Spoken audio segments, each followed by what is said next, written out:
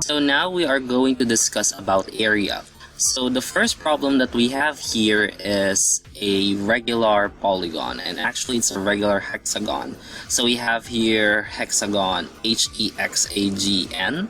Okay, and it has a apothem of line segment RP. Okay, later we'll discuss what an apothem is. So Prof. Esmeralda wants to build a large honeybee farm in the shape of a hexagon.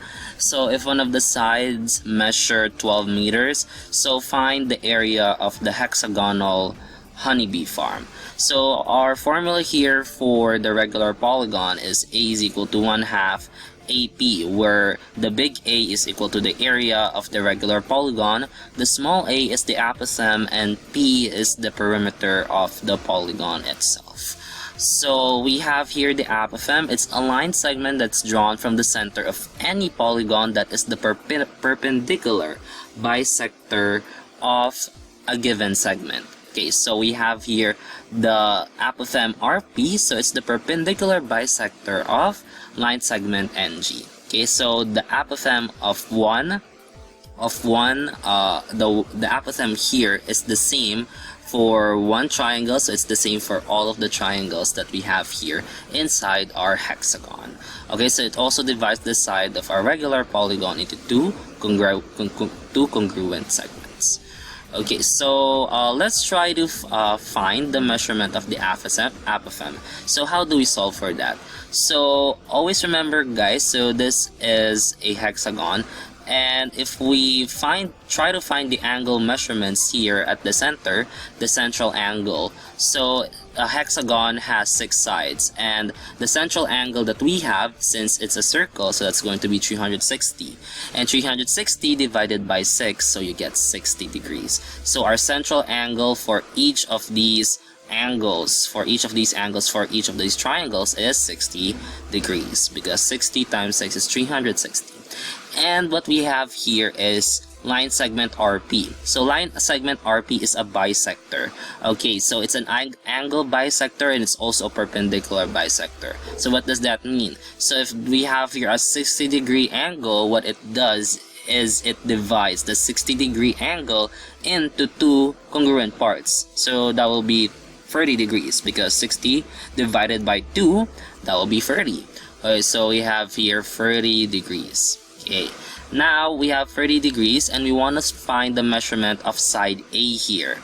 So in order to find the measurement of side A, or the apothem, or the measurement of line segment RP, because we need the apothem in order to solve for the area of the polygon, the regular polygon or hexagon that we have, we're going to use this trigonometric identity.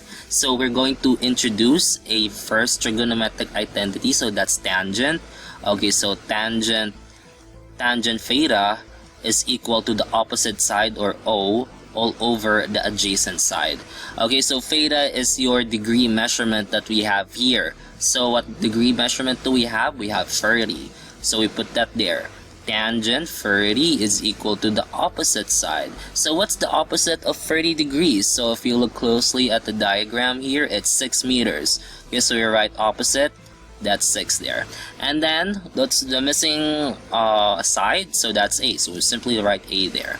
So how do we solve for the value of A? Since A is on the denominator, we need to put it on a numerator so that we can solve for it. So that's going to be, we can multiply this entire equation by A. So A gets cancelled out here on the right side, and we have A here on the left side. So that's going to be A tangent 30 is equal to 6. Okay, and now we just want to solve for A, so we have to divide this equation that we have here by tangent 30. Okay, so that's going to be, the measurement of A is going to be 6 over tangent 30. And if you use your calculator, you have to use your calculator for that. So 6 divided by tangent 30 is, okay, so that's going to be 6 square root of 3. So this is the value of our apothem, 6 square root of 3. And then we substitute this value, 6 square root of 3, to the formula that we have here a while ago. So the formula again is A the area is equals to 1/2 the apophem times the perimeter. So the perimeter is going to be simply 12 times 6 because we have 6 sides. Well, so that's 12 times 6, so that's going to be 72. So P is equal to 72 meters, and A, our apophem, is equal to 6 square root of 3.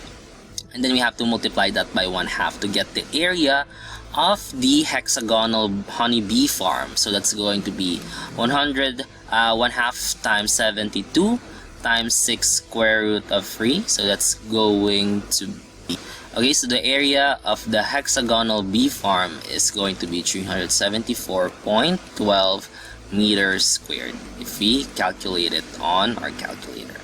Okay, and then we have here an area of a triangle problem. So we have here triangle POE. Okay, and then there's an altitude, there's a height there. So the measurement of the height is, okay, so the altitude is LO. Okay, so it's LO. Okay, so what we're going to do here, guys, is we have to look at the base. So the base here is 16 meters. Okay, and it's also said here at the given that OL, line segment OL, is the altitude of triangle POE, and it's a perpendicular bisector, which means PL and LE have the same measurement. Okay, so if they have the same measurement, then we just simply have to divide 16 by 2. And what's 16 divided by 2? So that's 8 meters. Okay, so that means LE and PL both measure 8 meters. Now we want to find the measurement of the altitude. Again, we can use the formula, the Pythagorean Theorem, to solve for that. So we have a squared plus b squared is equal to c squared. Now, since 8 meters is the longest side, so that's going to be our hypotenuse. Okay, so that's 8 squared plus the other side measurement there, 7 squared is equal to a squared.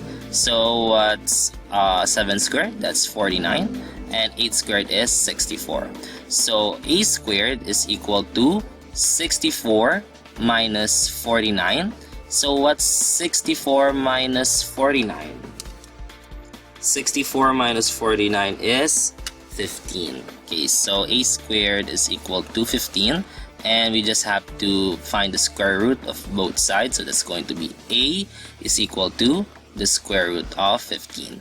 That means the measurement of the altitude here, the measurement of the altitude or segment OL is the square root of 15, and therefore we can now solve for the measurement of the area of this triangle, because the measurement of the area, or the formula for finding the area of a triangle, is A is equal to base times height all over 2. We already know the base, so that's 16, and we already know the height, that's square root of 15 all over 2.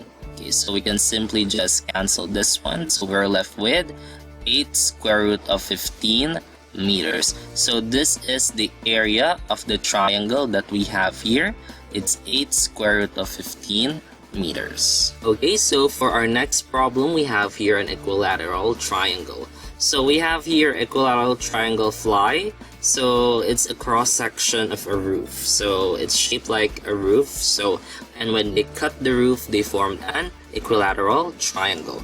So we want to find the area of the equilateral triangle that we have here. So to find the area of any equilateral triangle, we just use this formula, the square root of 3 over 4 times s squared, where s is the measurement of your side.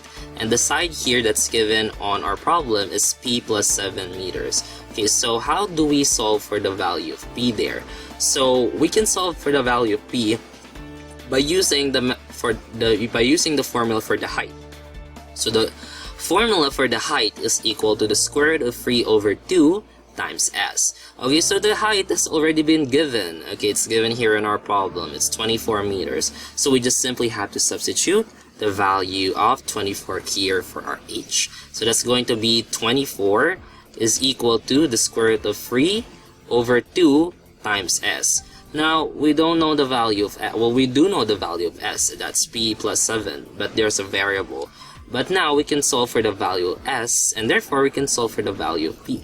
So in order to solve for the value of s, we just have to multiply this equation by the reciprocal of square root of 3 over 2, and that's 2 square root of 3 over 3, because we need to rationalize our denominators there. So that's going to be s is equal to 24 times 2, so that's going to be 48 square root of 3 over 3.